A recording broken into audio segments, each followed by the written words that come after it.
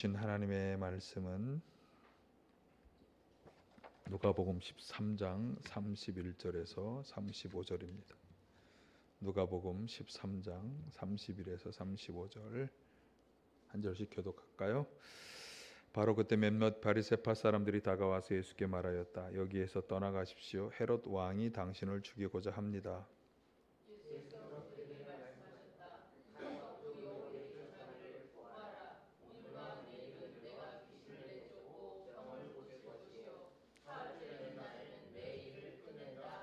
그러나 오늘도 내일도 그 다음 날도 나는 내 길을 가야 하겠다. 예언자가 예루살렘이 아닌 다른 곳에서는 죽을 수 없기 때문이다.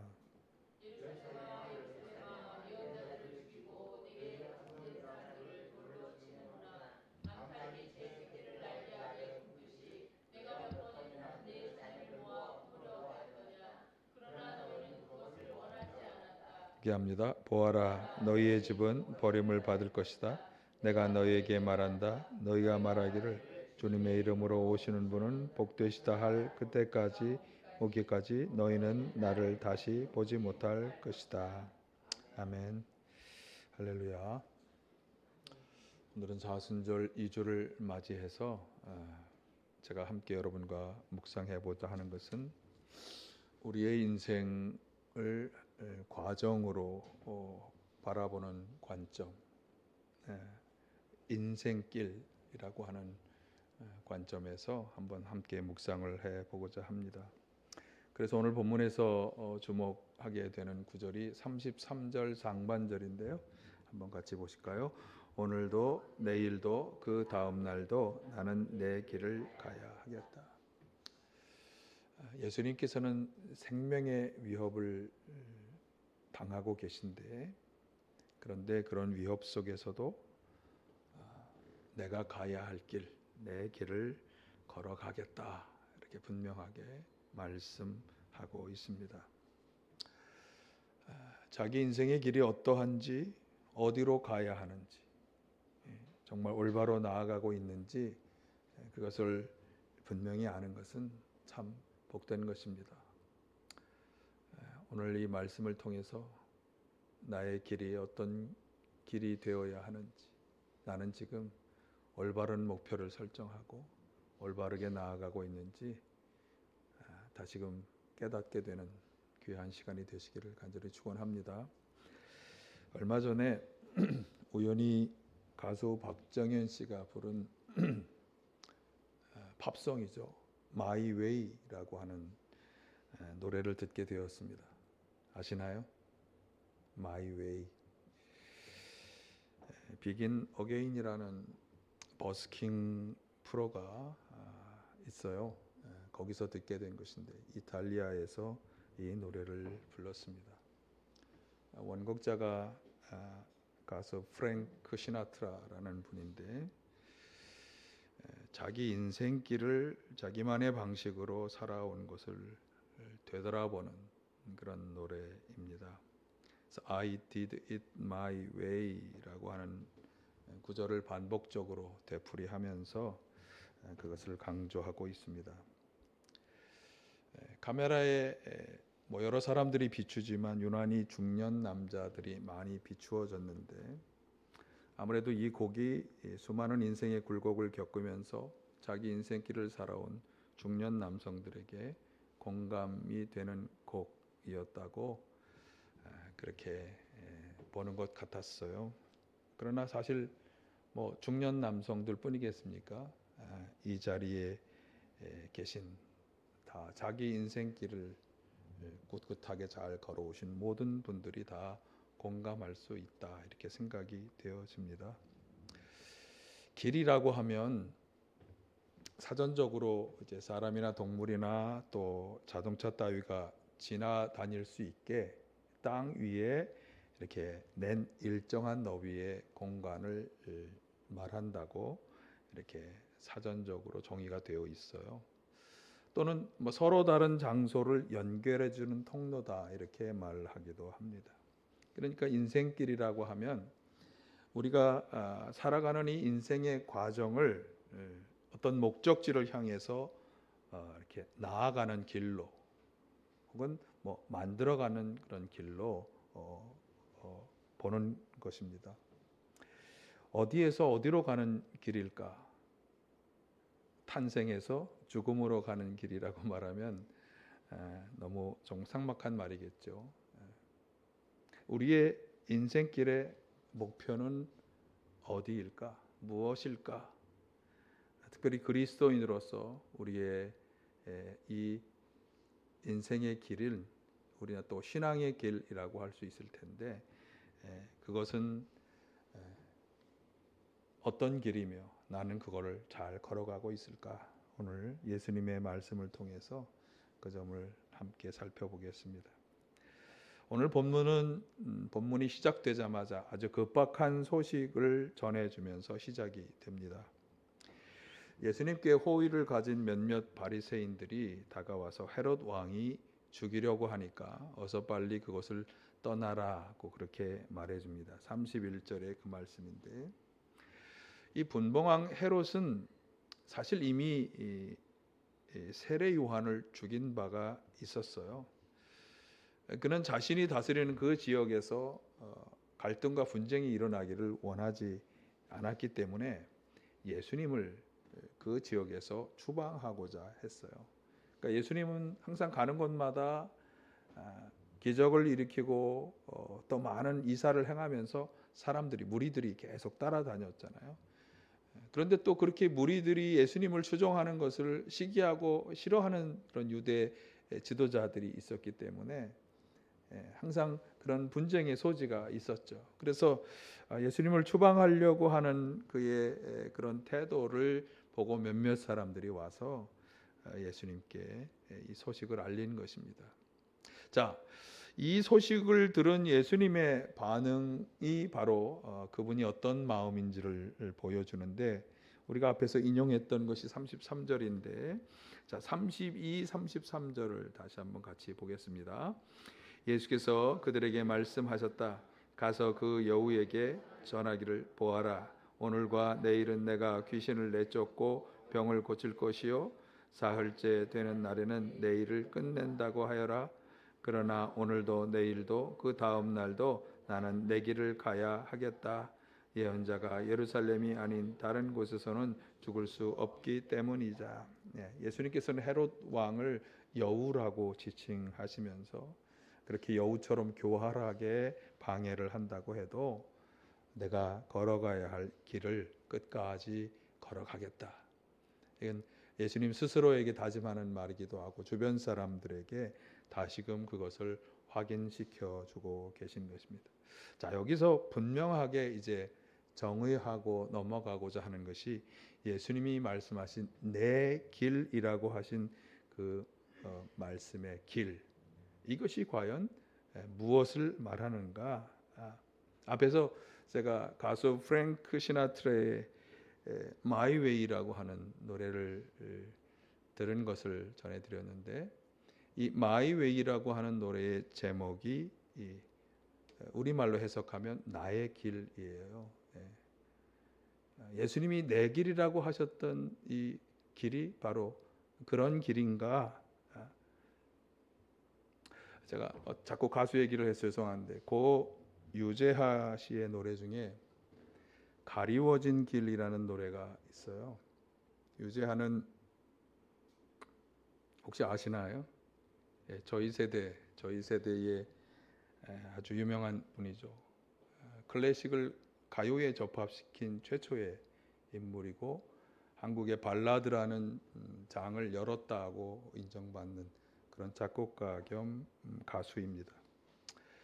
그런데 그 가리워진 길이라는 노래 가사 중에 이런 후렴구가 있어요. 한번 보시면 그대여 힘이 되주어 나에게 주어진 길 찾을 수 있도록 그대여 길을 터주어 가리워진 나의 길.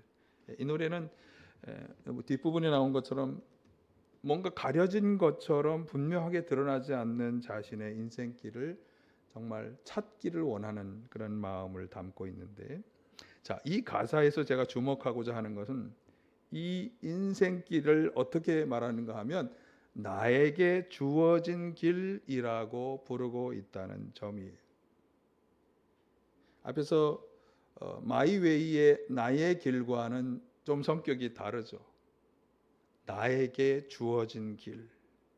아마도 이 곡의 작사가는 사람의 인생길을 숙명적으로 주어진 길이라고 하는 관점으로 보고 있는 것이에요.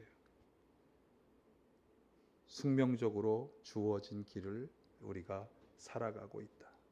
그런데 그게 분명치가 않은 거야. 뭐가 진짜 나에게 주어진 길인지를 모르는 거예요. 그래서 이런 가사를 썼다고 생각이 되어지는데, 그런데 세상 사람들은 숙명이라고 부르는 이것이 사실 우리 그리스도인들 신앙인의 관점에서는 하나님을 의미한다고 우리가 보아야 하죠. 그래서 숙명적으로 주어진 인생길이라는 것은 사실 하나님께서 주신 길, 그것을 말씀하는 것입니다. 세상 사람들은 어떻게 말할지 모르지만 신앙적인 관점에서, 그래서 우리 인간은 우리 각자에게 하나님께서 주신 인생의 길을 걸어가고 있다. 아멘. 동의가 되시나요? 예. 사실 이러한 인식은 예수님께서도 가지고 계셨던 것이에요. 예수님께서 누가복음 4장 43절에서 이렇게 말씀하셨어요. 같이 보실까요? 그러나 예수께서 그들에게 말씀하셨다. 나는 다른 동네에서도 하나님 나라의 복음을 전해야 한다. 나는 이 일을 위하여 보내심을 받았기 때문이다. 자신이 하는 이 일들은 보내심을 받은 자로서 행하는 일이다라고 말씀하고 있어요. 질병을 고치고 귀신을 쫓아내고 놀라운 일을 행하시자 사람들이 예수님을 자기들 곁에 모셨어요. 계속해서 내 곁에서 그런 놀라운 일들을 행하여 주십시오 하는 마음으로 예수님을 막 잡으려고 할 때 예수님이 아니야, 나는 나에게 주어진 일은 다른 동네에서도 다른 곳에서도 하나님 나라의 복음을 전하는 것이야. 나는 이 일을 위해 보냄을 받았어 라고 말씀하는 거죠. 자, 예수님은 자신은 보내심을 받은 사람이라는 인식을 가지고 계세요. 자, 앞에서 얘기했던 인생길의 맥락에서 보자면 자신의 인생길은 나의 길이라기보다는 나에게 주어진 길이라고 하는 인식을 가지고 사신 거예요. 누구로부터? 하나님으로부터 나에게 주어진 인생길을 살아가고 있다. 그러니까 오늘 본문에서 예수님이 나는 내 길을 가야 하겠다라고 말하는 이 내 길은 마이웨이의 내 길이 아니라 나에게 주어진 그 길을 나는 가겠다. 이렇게 우리가 인식해야 하는 거죠. 나를 보내신 하나님께서 하나님 나라의 복음을 전하는 사명을 주셨기 때문에 나는 이제 사명을 위해 주어진 이 길을 걸어가야 하겠다. 이렇게 다짐하고 계신 것입니다.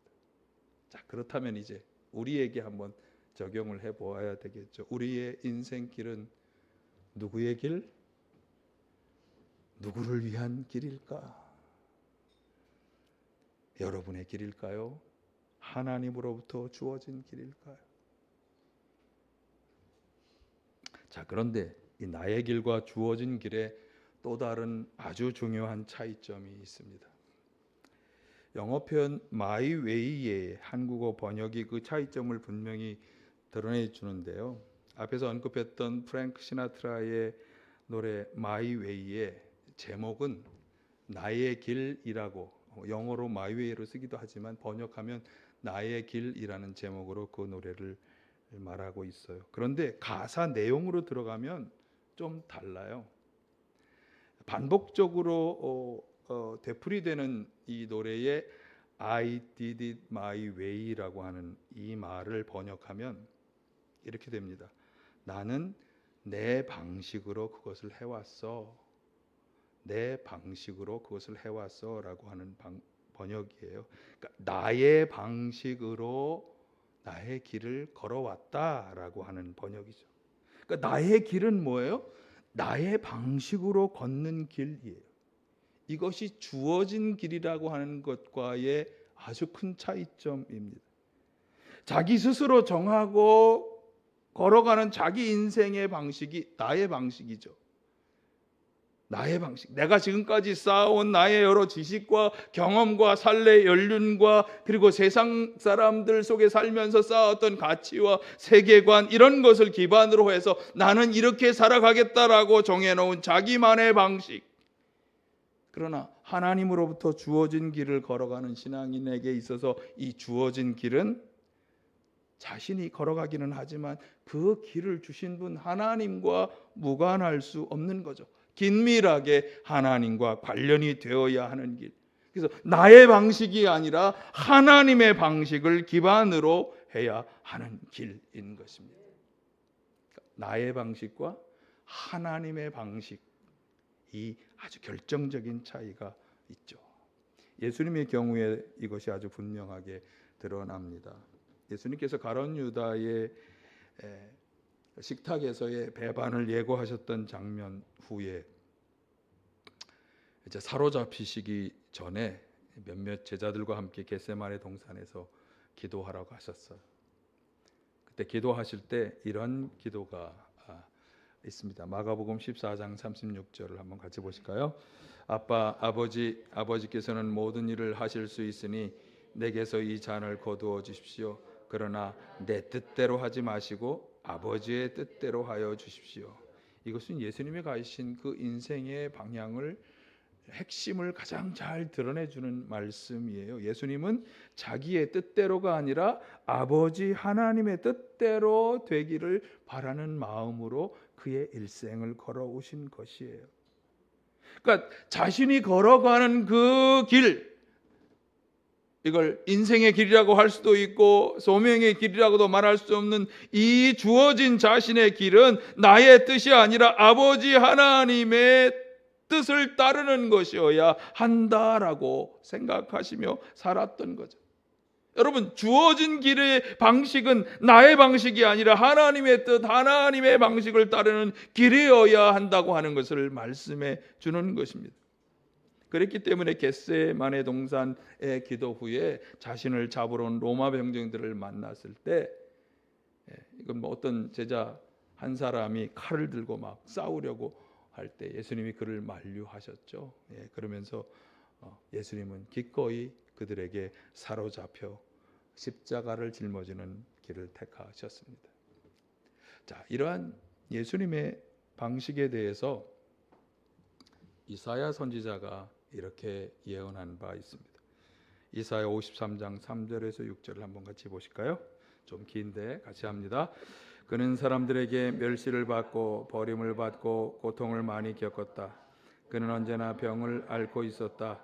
사람들이 그에게서 얼굴을 돌렸고 그가 멸시를 받으니 우리도 동달아 그를 귀하게 여기지 않았다. 그는 실로 우리가 받아야 할 고통을 대신 받고 우리가 겪어야 할 슬픔을 대신 겪었다. 그러나 우리는 징벌을 받아서 하나님에게 맞으며 고난을 받는다고 생각하였다. 그러나 그가 찔린 것은 우리의 허물 때문이고 그가 상처를 받은 것은 우리의 악함 때문이다. 그가 징계를 받음으로써 우리가 평화를 누리고 그가 매를 맞음으로써 우리의 병이 나았다. 우리는 모두 양처럼 길을 잃고 각기 제 갈 길로 흩어졌으나 주님께서 우리 모두의 죄악을 그에게 지우셨다. 이사야 선지자의 이 예언은 고난받는 종의 모습을 예언한 것인데 예수 그리스도를 가리키는 예언의 말씀입니다.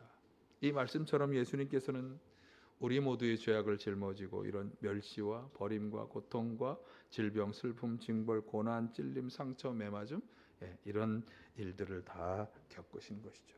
이것이 바로 십자가의 방식입니다. 예수님께서는 이 십자가의 방식으로 우리 인간의 모든 죄악을 다 짊어지시고 인류 구원의 역사를 이루신 것이죠. 자, 여기서 한 가지 더 생각해 보아야 할 점이 있습니다. 그럼 예수님께서는 왜 이런 십자가의 방식을 자기 인생길의 방식으로 받아들이셨을까? 왜? 그것보다 더 나은 다른 방법은 없었을까? 오늘 34, 35절의 이 구절은 예수님께서 깨닫고 예수님께서도 품고 계셨던 그런 마음인데 하나님의 마음을 예수님이 표현한 것이에요. 그러니까 이런 하나님의 마음을 예수님이 깨달아 알고 자신도 품고 계셨다고 하는 거죠. 바로 이 마음 때문이다라고 오늘 이 누가복음에서는 표현하는 것으로 보여집니다. 그러니까 앞에서 내가 내 길을 가야 하겠다라고 예수님은 하나님이 자신에게 주신 소명의 길을 가야 하겠다라고 생명의 위호 앞에서 담대히 얘기하셨던 이유가 뭐냐면 바로 이 마음, 이 34, 35절에서 나오는 이 마음을 가지고 계셨기 때문에. 자, 그럼 이 마음이 어떤 것인가 보실까요? 시작. 예루살렘아, 예루살렘아, 예언자들을 죽이고 내게 파송된 사람들을 돌로 치는구나. 암탉이 제 새끼를 날개 아래 품듯이 내가 몇 번이나 내 자녀를 모아 품으려고 하였더냐. 그러나 너희는 그것을 원하지 않았다. 보아라, 너희의 집은 버림을 받을 것이다. 내가 너에게 말한다. 너희가 말하기를 주님의 이름으로 오시는 분 복되시다 할 그때가 올기까지 너희는 나를 다시 보지 못할 것이다. 하나님께서는 자기 새끼를 날개 아래 모으는 어미 암탉의 마음으로 이스라엘 백성들을 품으려 하셨다는 것인데, 그런데 그 마음으로 보내신 예언자 선지자들을 구약시대 이스라엘 백성들은 회개와 돌이킴을 선포했던 그들을 죽이고 그들을 돌로 치고 하는 이런 일들을 행했던 것이에요. 그리고 예수님께서는 그런 마음으로 지금 자기를 거부하고 있다라고 이렇게 보고 계신 거죠. 뿐만 아니라 아주 강력한 경고의 말씀도 나오잖아요. 끝까지 거절하고 거부한다면 그들을 하나님이 버리실 것이다. 버리실 것이다. 마지막 그때 다시 오시는 주님을 보며 그들이 애통하게 쳐다보는 거죠. 주님의 이름으로 오시는 분은 복되다 하고 사람들이 찬양하는 것을 그저 쳐다볼 수밖에 없는 그런 사람들이 될 것이다. 그러니까 예수님께서는 하나님께서 어미 암탉과 같이 어떻게 해서든지 거절하고 거부하는 그들을 품으려고 하시는 그 마음을 가지고 계셨기 때문에, 그리고 하나님께 버림을 받는 그 사람들을 애통하는 마음을 가지고 계셨기 때문에 그들을 구원하기 원하는, 저들을 구원해내기를 간절히 원하는 그 마음으로 십자가의 방식을, 하나님의 방식을 받아들이신 것입니다. 사실 예수님의 삶 전부가 이런 십자가의 방식을 따르는 것이었느냐? 그렇지는 않아요. 세례 요한의 선포로 시작된 공생애 동안 예수님의 일생 가운데 얼마나 놀라운 일들이 많이 벌어졌습니까? 우리가 복음서에서 그 일들을 생생히 보았잖아요. 예수님은 하나님께서 부어주신 성령과 능력으로 충만한 분이셔서 사도행전 10장 38절에서 그 설명을 했잖아요. 두루 다니며 많은 일을 행하시는데 마귀에게 눌린 사람들 다 고쳐주고 질병을 치료하는 놀라운 일을 하셨죠. 우리는 이것을 하나님께서 예수님과 함께 하시는 영광의 역사였다, 이렇게 말할 수 있습니다. 예수님 공생의 활동 중에 그런 일들이 너무나 많이 일어났어요. 예수님은 병자를 치료하고 귀신을 쫓아내는 놀라운 능력의 역사를 행하시며 하나님 나라의 복음을 전하셨어요. 그러나 하나님께서 자신에게 주신 인류 구원의 사명을 완성하기 위해서 하나님이 자신에게 요구하셨던 방식, 십자가 지는 방식을 받아들이신 거죠. 모욕과 고난의 십자가를 기꺼이 짊어지신 것입니다.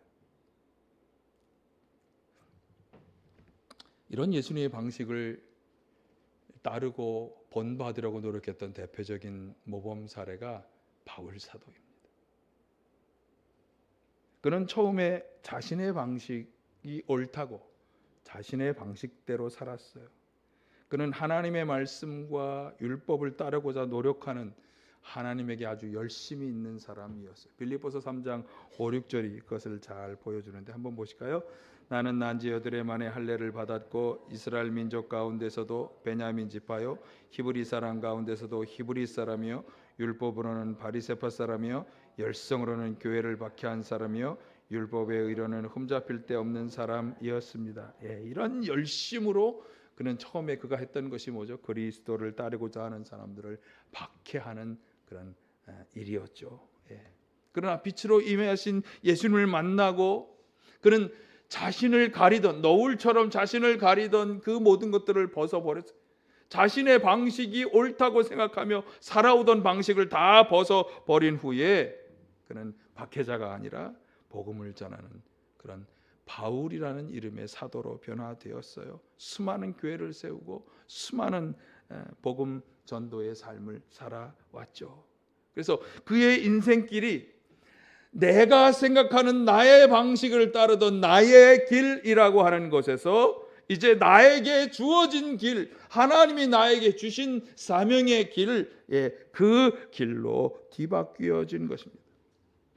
그의 그렇게 놀라운 인생길의 전환을 이룬 바울의 고백이 그걸 잘 보여주죠. 한번 보실까요? 다시 빌립보서 3장 10절 11절 내가 바라는 것은 그리스도를 알고 그분의 부활의 능력을 깨닫고 그분의 고난에 동참하여 그분의 죽으심을 본받는 것입니다. 그리하여 나는 어떻게 해서든지 죽은 사람들 가운데서 살아나는 부활에 이르고 싶습니다. 뿐만인가요? 그는 복음을 위해서 목숨도 아깝지 않다고 이야기하기도 했어요. 사도행전 20장 24절 내가 나의 달려갈 길을 다 달리고 주 예수께 받은 사명 곧 은혜의 복음을 증언하는 일을 다 하기만 하면 나는 내 목숨이 조금도 아깝지가 않습니다. 나의 길, 내가 원하고 내가 바라고 내가 옳다고 주장하던 그 길에서 이제 나에게 주어진 길, 하나님이 나에게 주신 소명의 길을 살아가겠다고 결단한 그 바울 사도는 이제 예수님처럼 고난에 동참하고 죽으심을 본받겠다. 복음을 증언하는 일을 위해서는 목숨도 조금도 아깝지 않다. 예수님의 방식을 자기 인생길의 방식으로 받아들이고 살아가려고 노력하고 있는 것입니다. 우리는 지금 어떤 마음으로 우리의 인생길을 걸어가고 있을까요? 마이웨이의 나의 길일까요? 아니면 주어진 사명의 길일까요? 여러분은 지금 어떤 길을 걸어가시고 있고 어떤 길을 걸어가야 하겠다고 생각하십니까? 예수님께서 부활하시기 직전에 제자들에게 주신 말씀, 성령이 너희에게 내리시면 너희는 능력을 받고 예루살렘과 온 유대와 사마리아에서 그리고 마침내 땅 끝에까지 이른 내 증인이 될 것이다. 이 예언적 명령의 말씀을 우리는 어떻게 받아들이고 있을까요? 우리 인생의 길에서 예수님의 마지막 명령의 말씀은 어떤 영향을 주었을까요? 여러분, 이 사순절에 나의 길은 내 방식으로 내가 살아가는 나의 인생길이라는 인식으로부터 하나님께서 나에게 주신 주어진 길이라는 인식으로 여러분의 분명한 인식의 전환이 있어 주시기를 간절히 바라고요. 바울 사도처럼 하나님께 주신 이 사명의 길, 증인의 길을 하나님의 방식으로 십자가를 지는 방식으로 감당하겠다. 이런 결단의 절기가 되시기를 간절히 축원합니다. 사랑의 아버지